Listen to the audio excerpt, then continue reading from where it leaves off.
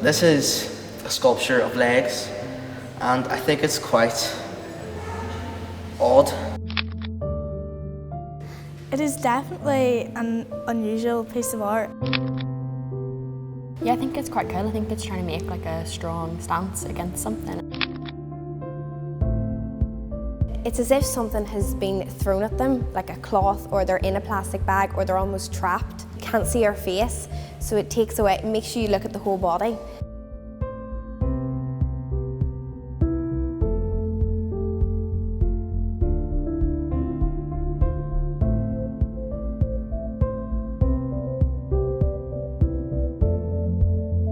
I've just discovered that the big piece here is called Woman in a Bomb Blast.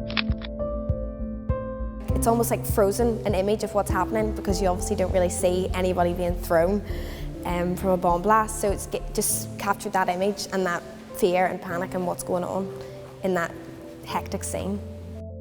So I like the way there's a meaning to this sculpture, that it's not just somebody is just creating a piece of artwork for the sake of it. What do you think it might be about? Possibly the Troubles, or even past world wars, if he had any relatives in it or anything like that. Is there meant to be a deeper meaning to the sculpture?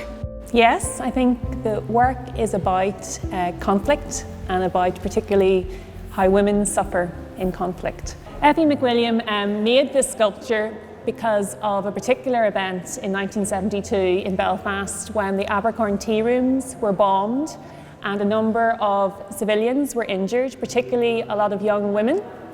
And he was in London at the time, and he saw the news reports on the television and in the newspaper, and he was really affected by it. And he then wanted to make an artwork that expressed the horror of this particular event.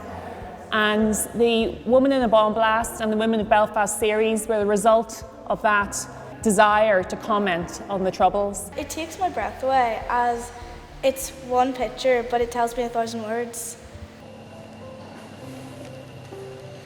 And now that we know that it was because of a bomb, it really brings a lot more emotion to the sculpture. Why are the arms and legs longer and distorted? I think the distortion in the figure is partly to increase the expressive nature of it, so to make it very dramatic and to get the sense of movement.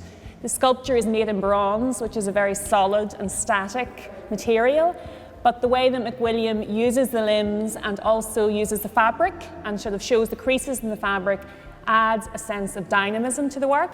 I think it's a good thing that artists create sculptures which have such a big meaning behind it, so our generation can understand the pain and suffering that other people went through in our past, and we don't forget about it, because everything is forgotten very easily and we need reminders. He wasn't a political artist certainly earlier on in his career. He tended to avoid direct involvement in politics. So this was a rare occurrence when he directly commented on contemporary events because he felt very strongly about things happening in Northern Ireland at the time.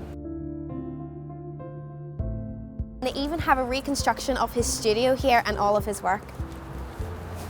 What are the different sculptures in this studio made of? The sculptures in this studio are primarily made of plaster. So these are the models and the maquettes that were then cast in bronze. So McWilliam made an armature, a kind of a model in wire, and then he covered it with plaster. And then he would have made a mould from that, which would have been sent to the foundry and cast in bronze.